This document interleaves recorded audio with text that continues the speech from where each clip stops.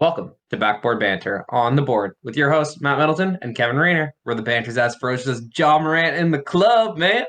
He was trying to live that ferocious lifestyle. He's got an absolute ferocious backlash from the community, but he's seemingly back. Everything is fine. We'll get into it later because man, this is kind of wild. Dude, it is absolutely insane. Um, I feel like our society is getting a little bit more susceptible to things, but I mean, we'll discuss it when we talk more about John Morant later.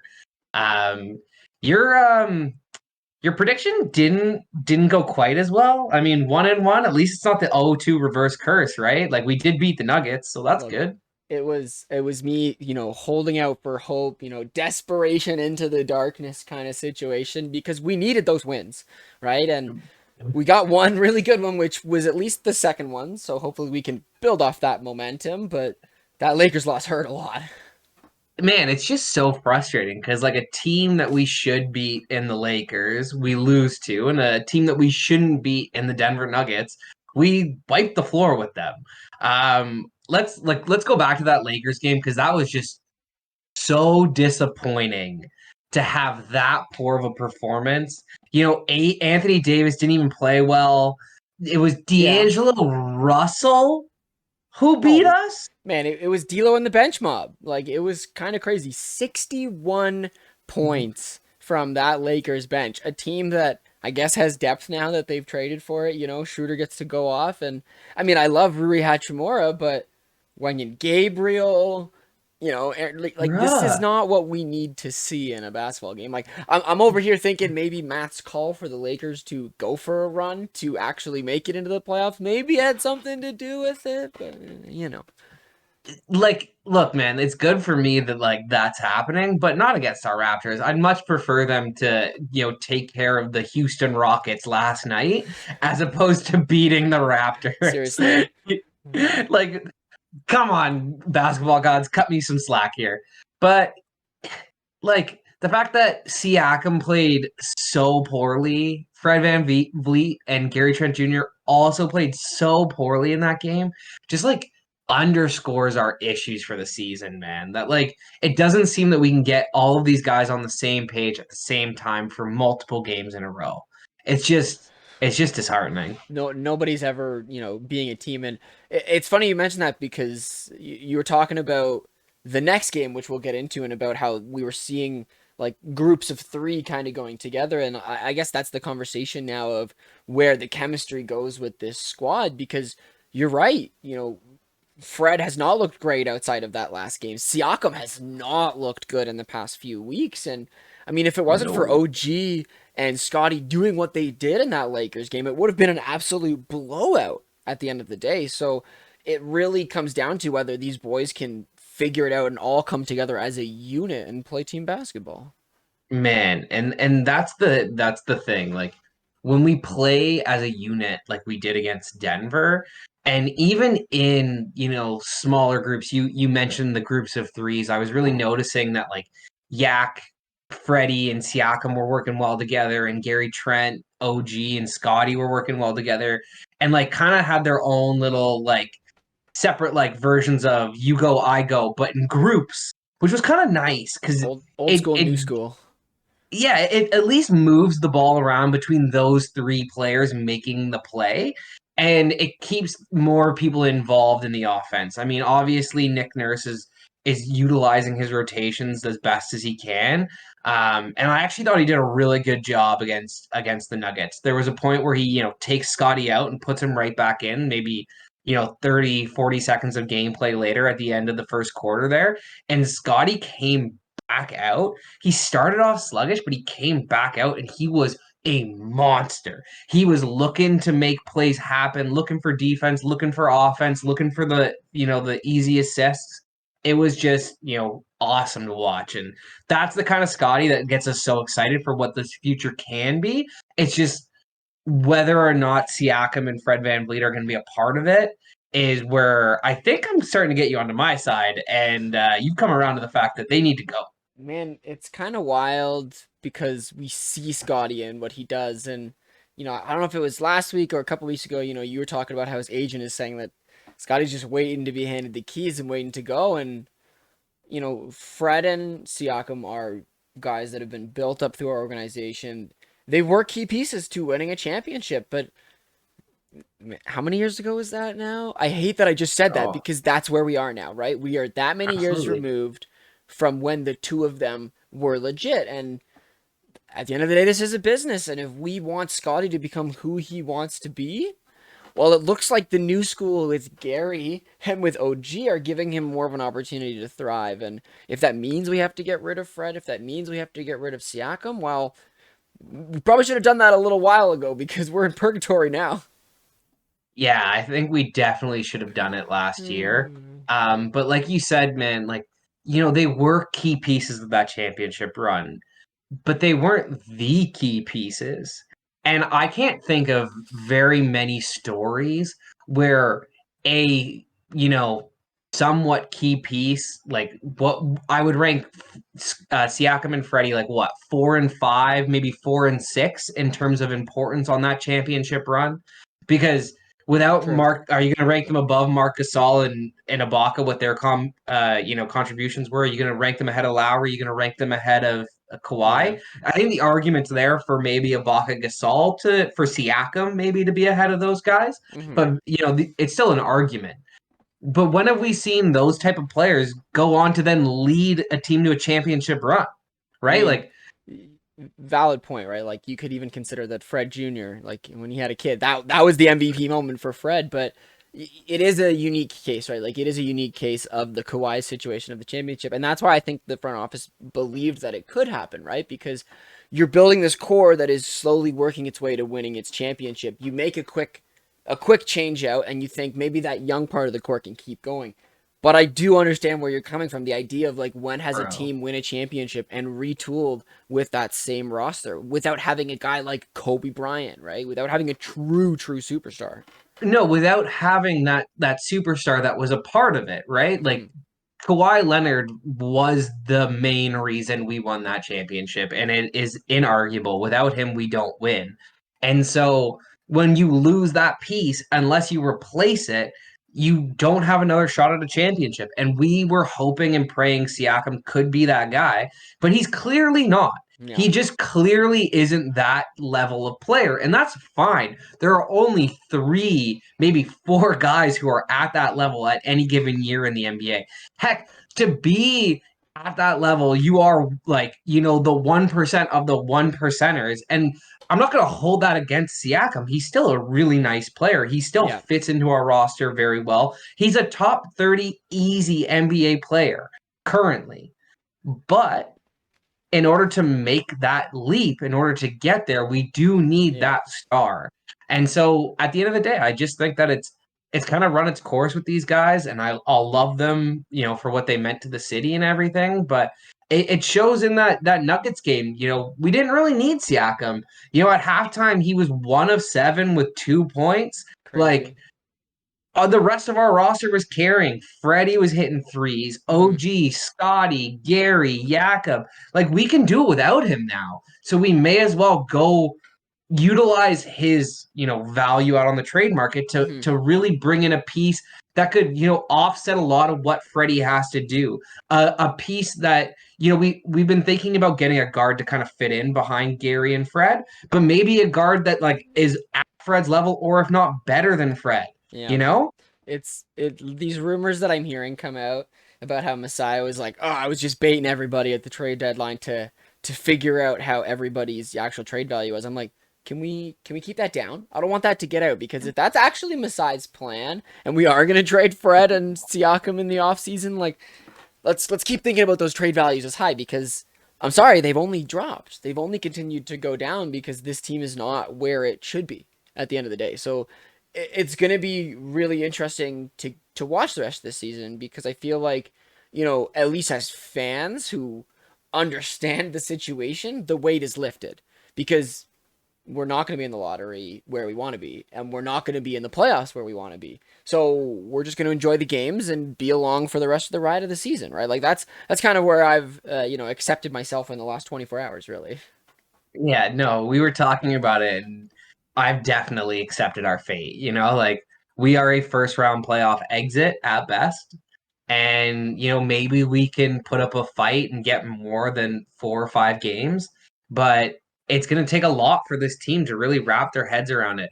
I'm hoping that comment from that ESPN reporter and analyst Hmm. who said that the Raptors don't believe in themselves, not from the executive perspective, but from the player perspective.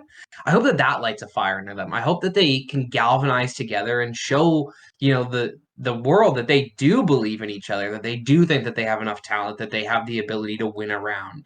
Because that's the only thing that's gonna, elevate them and allow them the ability to get there.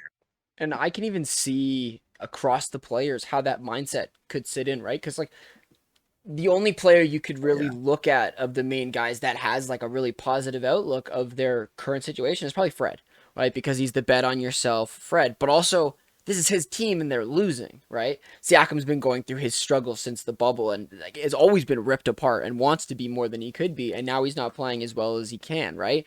OG doesn't get to be the guy and whatever his situation with it. Scotty doesn't get to play how he wants to play, right? Think about how Precious feels with the way that he's dropped, right? Jakob doesn't get to feel because he's coming in to be a new fresh face. So like I can see Love how that these guy. teams don't believe in them how these players couldn't believe in themselves, right? And I'm with you. I want to see that fire lit under them because we're not out. Like we're not out just quite yet. You know, any W that we get from here will only increase where we sit at the end of the day, and the more games that we get to play, the better, right? Unless that means that we're the 10th seed and we get to play more play-in games. That's the only like negative version of that saying.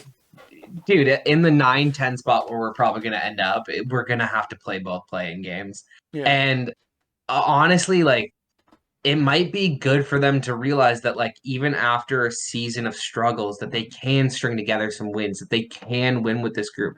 Because what my kind of, I think, feeling is last year we had such a good back half of the season, right? Like, we yeah, didn't start last year off well. We kind of still looked like those Tampa Raptors.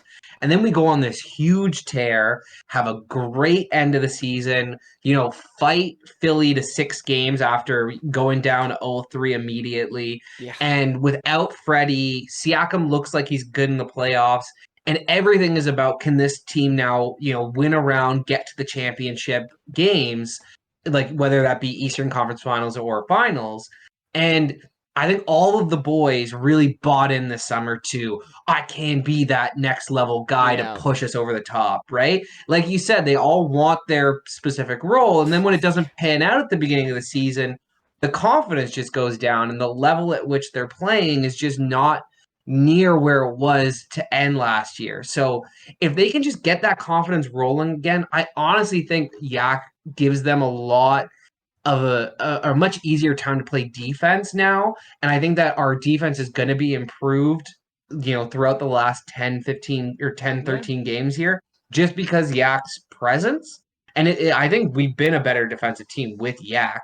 But like at the end of the day, if I were to tell you this team was the 13th rated offense and the 18th rated defense, you would not have believed me at the beginning of the season. Confused Pikachu face. Like what? Like you're not expecting that based on the way that they play. So there's a lot that needs to be figured out. But you think about the honeymoon period. You think about what a fresh start can do, right? And the mentality is also a big deal, right? Because nobody cared last year, right? And so you had that positive mentality where all the boys were like, we're doing good, we're getting talked up here and there because we don't have any expectations, and so everyone is amped that we're doing well, Absolutely. right? And now it's like we all bought in, and this kind of sucks, and that drains a locker room, right? And positive success breeds positive success. So we hope that this last game against the Nuggets, which was a banger, the fact that the last 3 games against potentially the best team in the West have been really good games from the Raptors is a pretty good sign. But also, that's the Raptors. That's what we know. We expect them to play well against good teams because it's this weird like effort thing where if a team sucks, we're like, yeah, we'll suck along right beside you. Like I was gonna mention it, man. Like it's an actual Uh, like epitome these last 2 games of yeah, how we play as a team under Nick Nurse. And like Nick Nurse has to take some fault for this because he doesn't seem to get his guys up to play for these lower teams. It's like the Pittsburgh Steelers, man. Like if you watch Mike Tomlin led teams, when Yeah. they play the Jets, they play as poor as the Jets. When they play, the Kansas City Chiefs, they play with the Kansas City Chiefs, and you're like, this roster should not be here. Mm. So that's what the Raptors have for them, and luckily, unluckily, we have a really tough finish to the season with two Yeah. two Boston games, a Milwaukee game. So if we can play up to our potential in those games, I think that we'll be probably locked into the play-in at that point, and then get into the play-in and win those two games and get a tough first round matchup. Like that could do a lot of confidence building for this roster for next year, so that we're giving up that first round pick and it's not, anywhere from 6 to 15. It's in that back half of the lottery, Yeah. or of the first round, and that would be, what I'm hoping for the rest of the season is just to see some growth, just to see some continuity and some consistency. We just want basketball, right? Last week's controversy of Fred calling out the refs is hopefully the end of everything non-basketball. Hopefully everybody just locks in, they play the game, and we just get to enjoy 12 games left in the season. Like it's kind of crazy to think that we're almost at the end here already. No, man, it's absolutely wild to think that it's almost over. Just one thing about the refs, because this is, I think, the barometer for me on why I hate the refs specifically when I watch Toronto Raptors game and think that they're against us. So I was watching the Denver Nuggets versus or no the Cleveland Philadelphia game last night, and James Harden in the first quarter goes up for a 3-point shot, Yeah. and he comes down on Isaac Okoro's feet, and it didn't look like much of a foul. Yeah. But then they review the play because I'm pretty sure Cleveland was like arguing, JP Bickerstaff was arguing to get, the call overturned. And then they Mm. review it, call it a call, and then say, well, it didn't amount to a flagrant. That's what we were looking at. We were looking at if it didn't amount to a flagrant. It didn't even look like a foul on the floor. Like you had to be looking at the feet. Like it was Yeah. very minor. The Raptors would never get that. Nick Nurse would have to make a challenge in order to even have it reviewed.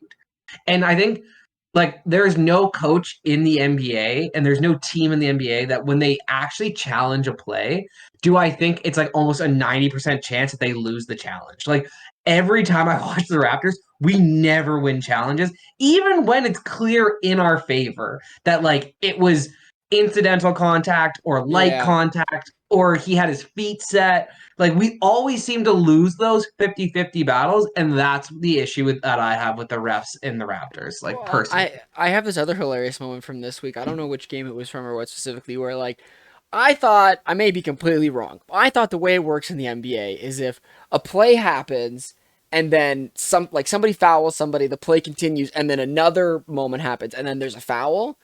You can't go back to the last part of that call. That's how I always think. That's how I always thought things were supposed to be, They right? did. And there's a play in one of these Raptors games where somebody's going up for a shot and Pascal nicks him on the arm slightly, and then Jakob gets a dirty block.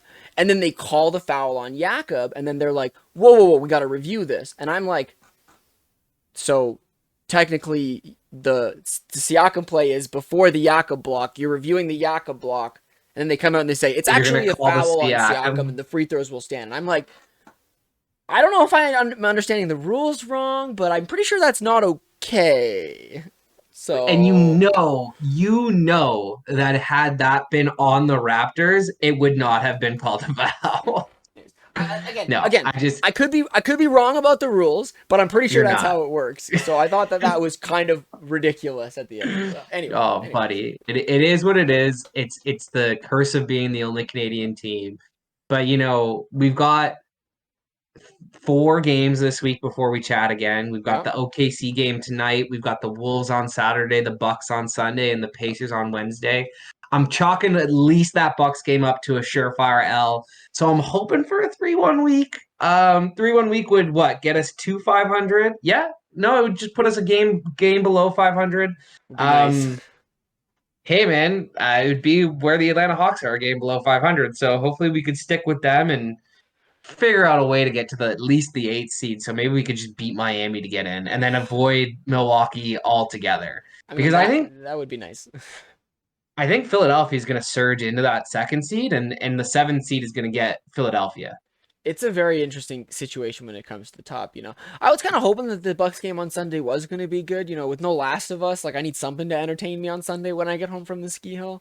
But, you know, if it's just a Giannis show, then maybe that'll be the only reason to tune in. But yeah, we'll see, man. We'll see where we end up. You know, it's looking like when it comes down to it, if we win a play-in race, we have to face the 1 or the 2 seed. Obviously, I don't want to play Philly. As much as I love the battle between the two of us, I would like our players not to get injured, and the odds of Embiid falling down on somebody in that series is highly likely. So if we could avoid Philly, that's my Put it on personal Scotty's preference. ankle again.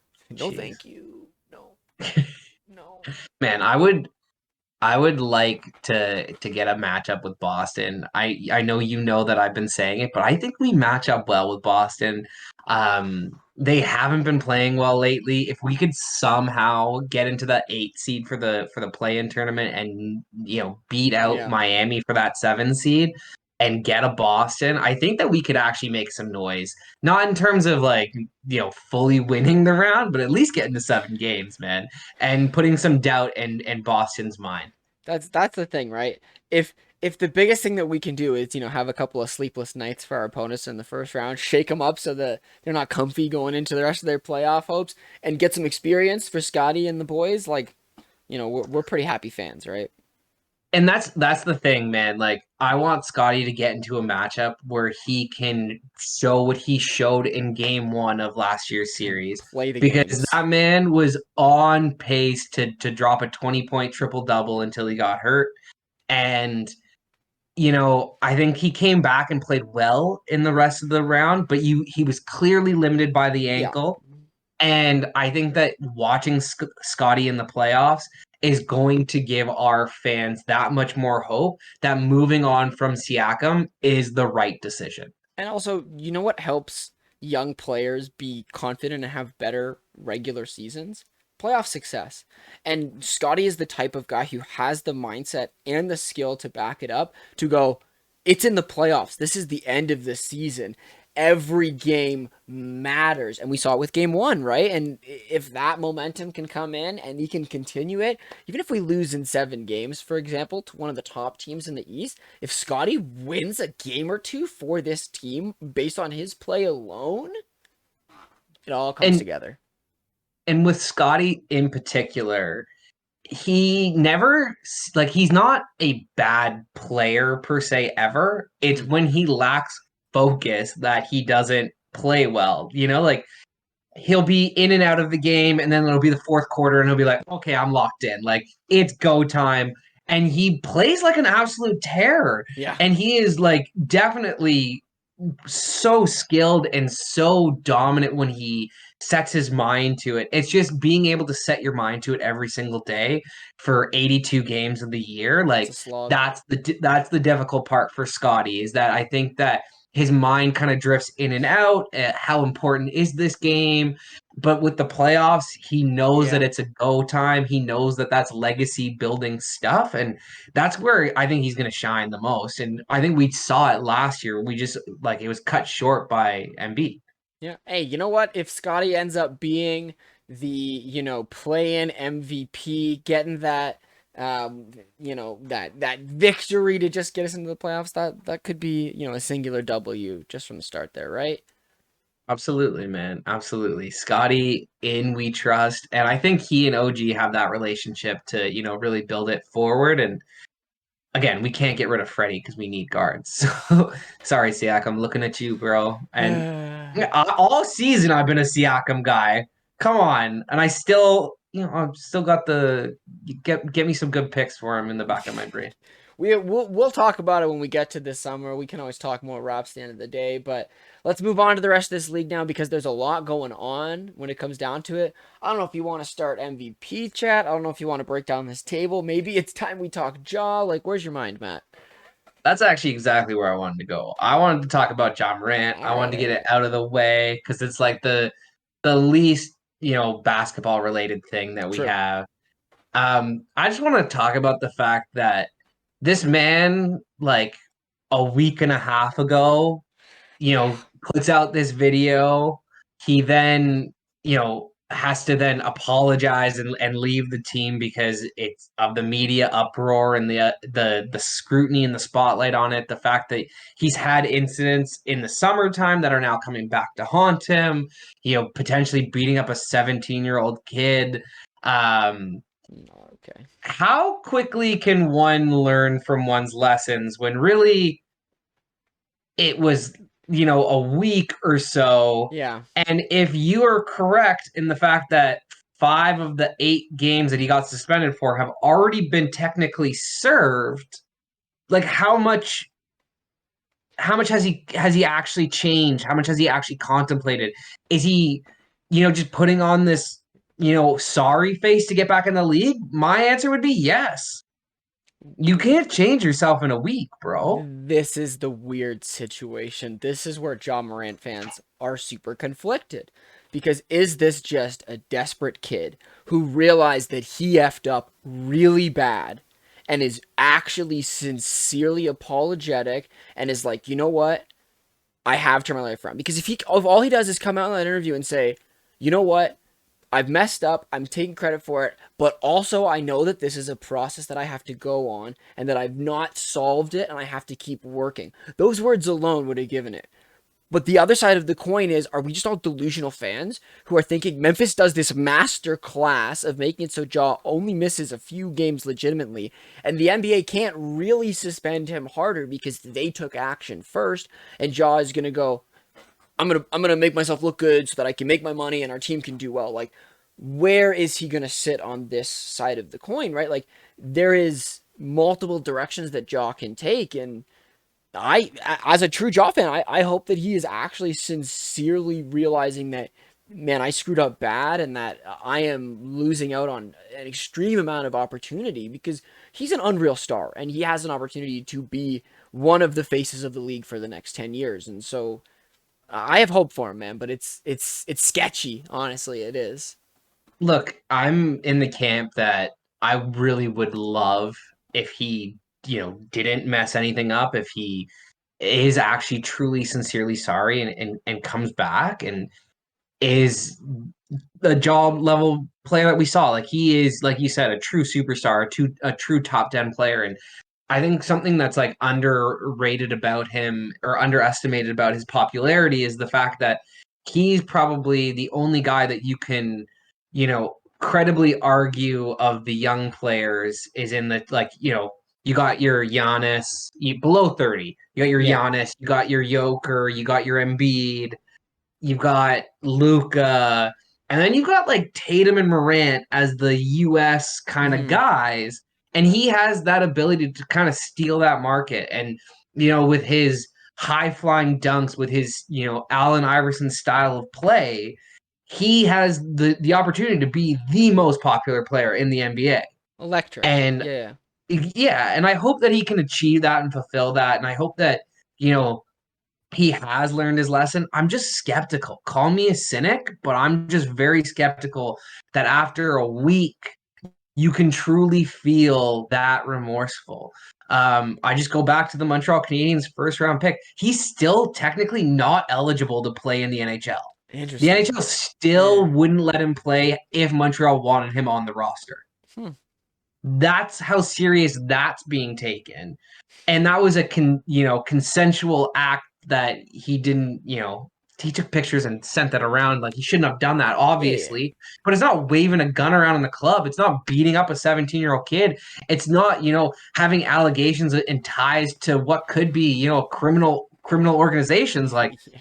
there's got to be some kind of standard here and some deeper suspension than just 8 games, which 5 of which he And took personal anyways. And this is what I'm saying. It's a master class from the Grizzlies because the Grizzlies saw this video and was like, hold up, we need to step in front of this before things get out of hand. And like, we talked about, I was explaining to Matt, like we talked about in the past, like, the fact that Jaw is kind of a little crazy, that he likes his own private jet situation. The videos of him posting before the All-Star game, on his jet there with family and friends, getting absolutely lit. It's no wonder he didn't do so well in the All Star game the next day. But that's just a thought. You know what I mean? but he Yeah. he has to figure it out, right? Like this is a second chance. And at the end of the day, all of this could be completely wiped clean. Adam Silver can be like, well, there we go, it's done. And 2 months from now, we might not even be talking about this anymore because Ja will have put on or is the actual image of, the player that they want him to be. Look, man, all I hope is that next year, instead of talking about John and some scandal, we're talking about him in the MVP race because Absolutely. that's where everyone expected him to be. And it's a heck of a race to even get in with these guys that are being mentioned. Um, I'm gonna just say that as somebody who actually hates Embiid, like I hate his style of play, totally think that he deserves the MVP this year. I think that like we need to get him one, and I understand that that's not a great, you know, Yeah. argument that he needs one, but they're surging at the right time. He is that team's heart and soul. Yeah. He's leading the league in scoring. He, had a play against Cleveland the other night where Cleveland's kind of had clawed back into this game and he was, they were starting to pull away and it didn't look like Philly had it anymore. Embiid makes a tough, falling away near the basket with the, shot clock running out shot, sprints down to the end of the floor and then blocks like I'm pretty sure it was Isaac Okoro or somebody like that at the rim and just swings the momentum. Yep. And it's plays like that. That's MVP level stuff. And Doris Burke on the call was just absolutely gushing about him and saying how he needs the MVP. And she kind of won me over, man. I'm on the Embiid train now. Giannis is easily the best player in the league, but he's missed some games. They haven't, surged so much at the end here. So it's I think it's Embiid's because So I can't give it to Joker. I was looking back at my notes and I have Giannis and Embiid tied for MVP way back at the beginning of the season. And I'm sitting here and I'm like, man, I really don't like Embiid as a player, but damn do I respect his attitude towards the game of basketball in terms of his effort, right? We talk about how Giannis is like an absolute freight train and is constantly putting in effort. Like, yeah, I don't like some of the things that Embiid does, but I can't deny the fact that he's unreal good at the way basketball is played right now. And, he Absolutely. steps up in big moments against, big opponents in games. And, this is a regular season award. And if we want to talk about somebody who is, probably the epitome of regular season success as an individual player, that's kind of Joel Embiid right now. It's kind of crazy. Yeah, and if you want to use like advanced metrics to like make your case that Nikola Jokic is far and away the MVP front runner, I would just tell you that you need to take analytics with a grain of salt. That you need to actually watch the games because the analytics tell you that Nikola Jokic is the best defender in the NBA. But they're going to change a kick ball rule because he doesn't want to play defense. And there's zero chance that you're watching a game and you're watching Giannis and Embiid sprint the floor and make highlight reel blocks or meet some guy up there. I'm pretty sure, Jokic got dunked on just recently in a game. Giannis and Embiid don't get dunked on like that, man. They're going to make you feel something. They're going to shut that down. And so if the stat is telling you something, that's great. Use your eyes because at the end of the day, the stats are based off a holistic picture and a numbers picture, not the game picture and what is happening and the context and the underlying subtleties of the play.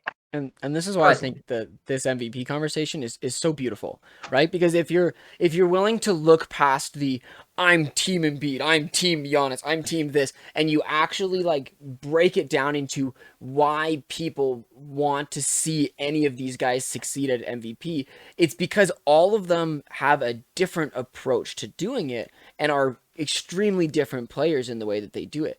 Like I was saying to Matt, like if you took Embiid out right now, you just plucked him who he is and what he does, and you threw him in the 1960s, he's an undisputed MVP because the game is, I'm sorry, it's not as exciting. It's boring. It's more about box score. It's more about winning the game and making the right play. You know who's the king of doing that? The king of IQ in the NBA right now? It's the Nikola Joker. Jokic, right? But I'm okay.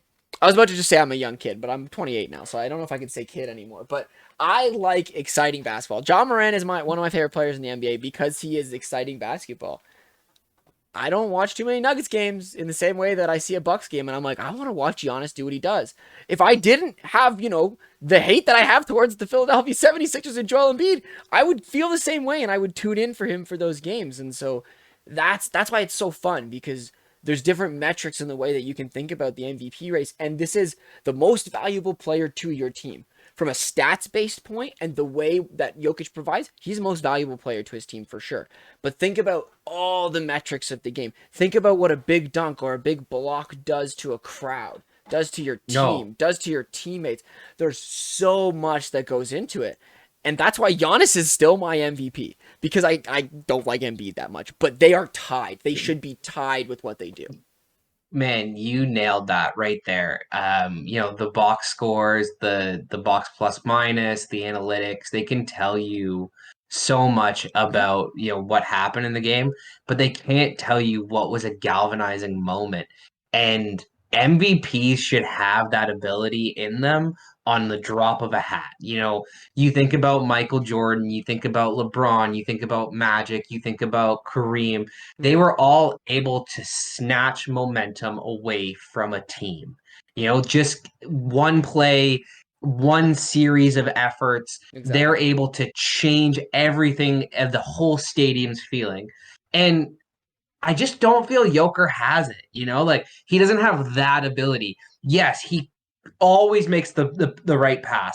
Yes, he's, positionally sound on defense. Mm-hmm. Yes, he is an awesome scorer when he wants to be. But it's not like, overwhelming. It's just, the mid-range, the layups, the footwork. He's just so technically sound that it becomes boring and he can't steal momentum like that. So I think that also should sway people. Your MVP needs to be able to do something to get the crowd excited. And besides his no look passes, Yeah. which are more like, ooh, there's no like, oh, did you just see that? So You so I'm know? I'm conflicted here because I agree with everything you're saying, but also like I understand why the Jokic conversation is allowed to be had, because if he plays the perfect game the way that he wants, there isn't a need for a blocked by James. There isn't a need for that, fading three from Steph Curry to win the game.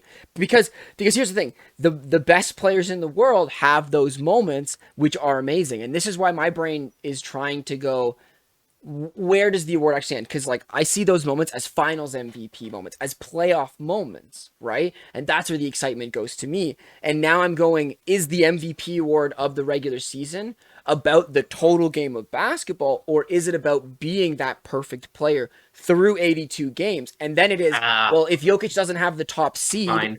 but here's where I'm coming with this. It's the if Jokic doesn't have the top seed with those statistics, he's not the MVP. So the last two seasons don't matter. That's the circle that I'm coming here with it, right? This year, because he has the players around him, he's having the statistics, and his team is the top seed on that side. He's the MVP front runner in terms of that. But also Giannis over there with 50 wins, like it's such a tough battle. There's so many different ways that you can go with it. Look, if it was based on team success, he shouldn't have won it last year. Russell Westbrook shouldn't have one. And Giannis should be the clear and away front runner this year. True. They're going to be the only team to even get a sniff of 60 wins, okay? They're the only ones with a shot at it. And that's not how it should be based. And at the end of the day, I know people like Milwaukee's roster.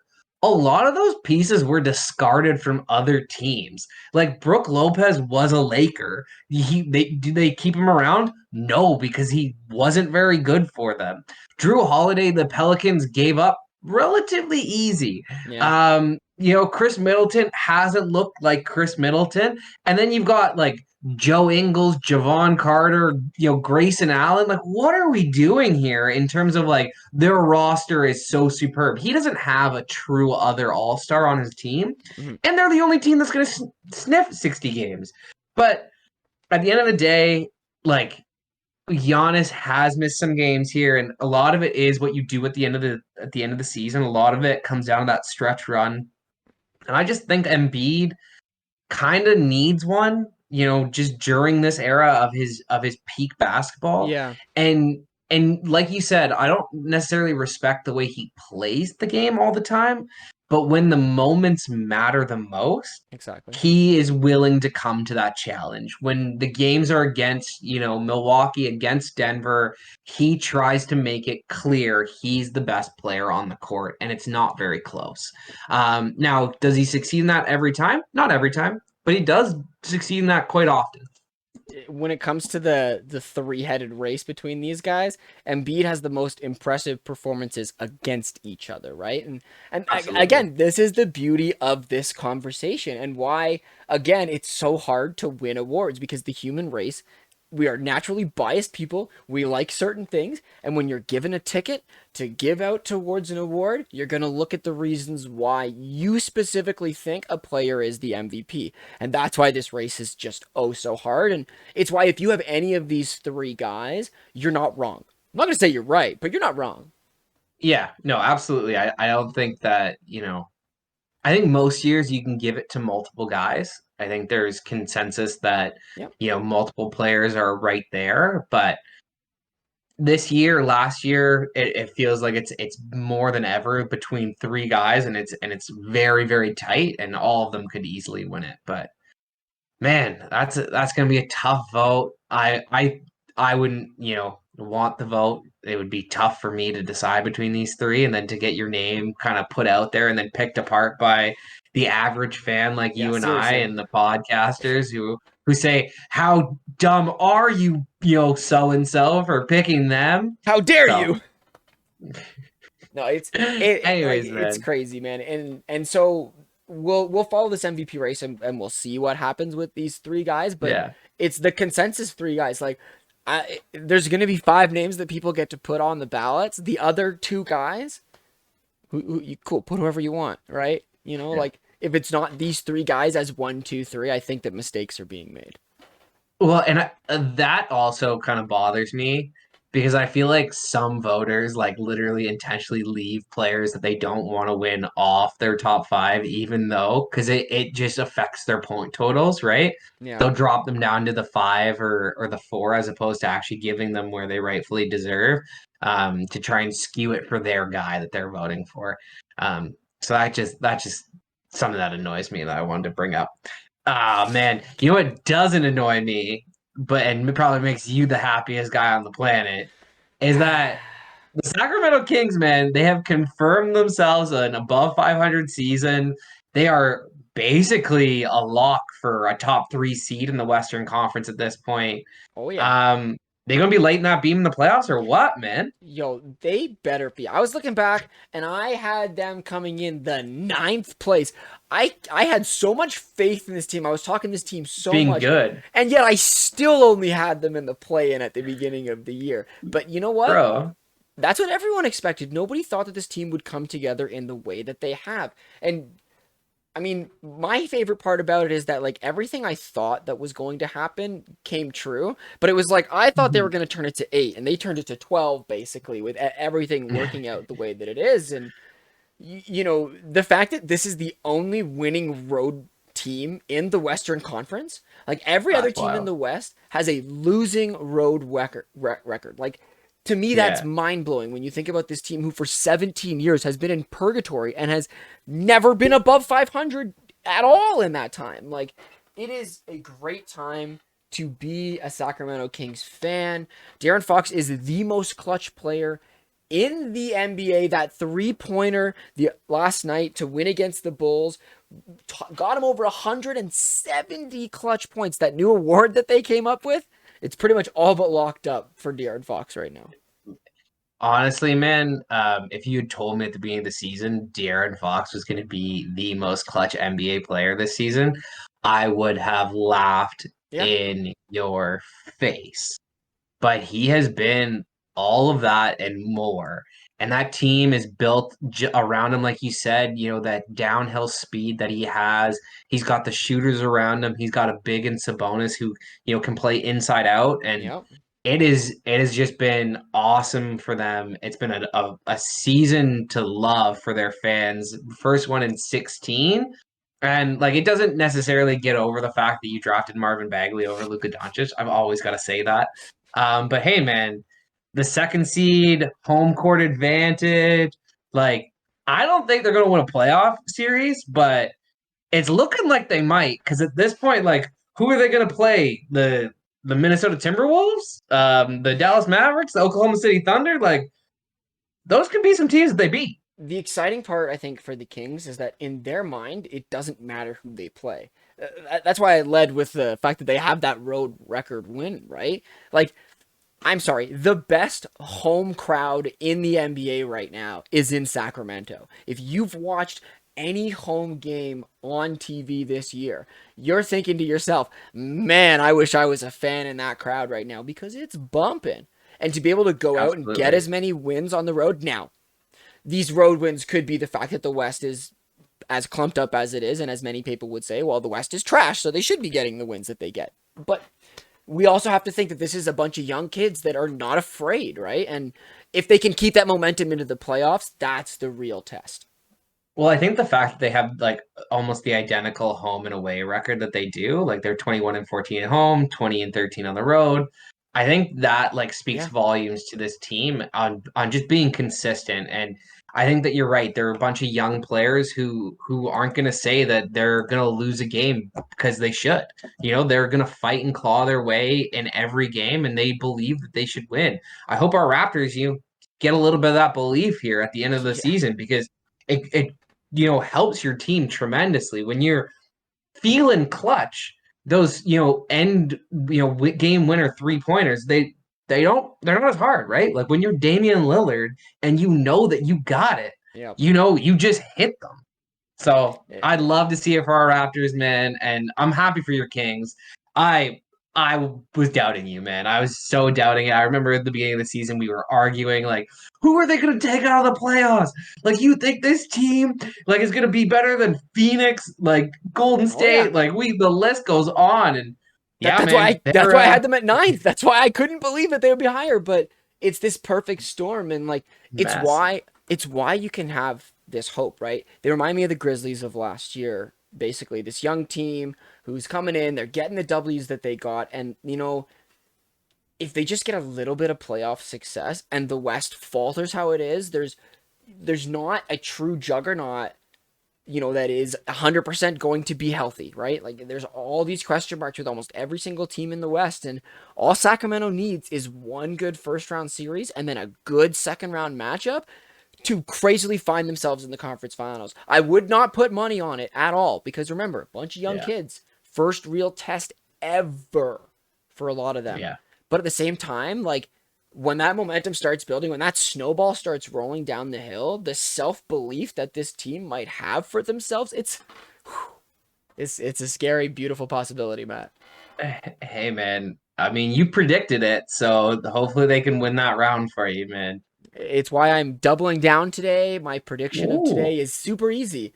I said that they were going to get 4 wins. I'm going to change that. It's a playoff series, man. They're going to win that first round playoffs. I don't care who the opponent is. I have so much faith in this team right now. Man, I'm hoping that it comes true for you. I hope that they get Minnesota in the first round for you, Be the best because that would option. be that would be their best option at this point.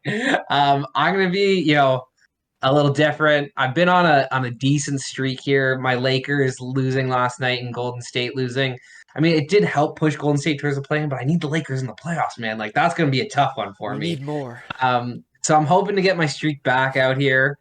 I'm gonna do the all the games tonight.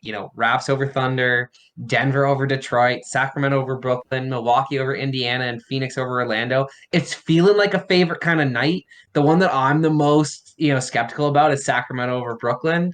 Because even though Sacramento is good, I have zero faith in them winning games ever. But I'm gonna take them. I'm gonna take them in this game, and I'm just gonna cross my fingers and hope. This is how Sacramento is good because Matt has zero faith. The curse is like, I'm not gonna mess with this team because it does nothing for Matt, right? So that's sort of here, but it's you got it right there. It is a favorite kind of night. You're picking pretty much the should be winner in all of these games. We're Raptors fans here, so that's why we say that they should be the should be winner against Should be winner. Oklahoma. Even And though Oklahoma City has a better record than don't say I didn't want to hear that out there they today, do, bro. bro. Oh, It's been a wild season, you know. The Raps, they're fighting, they're clawing, they're trying to stay on here, and we got 4 games. You know, we got 4 games this week, and if it's a 4-0 week, then we are solidly in the playoff race. If it's an 0-4 week, we might have to disband this podcast. Honestly, dang Raptors. maybe at least wait till next season to start it up Oh again. my gosh, honestly. But anything else, my friend? Nah, man, you're good to wrap us up. Perfect. Well, thanks everybody for being here. Follow us on Twitter and Facebook at The Board Sports. Like, subscribe, give us that thumbs up. Check out theboardsports.net for new episodes and blog posts. And we'll talk to you next time.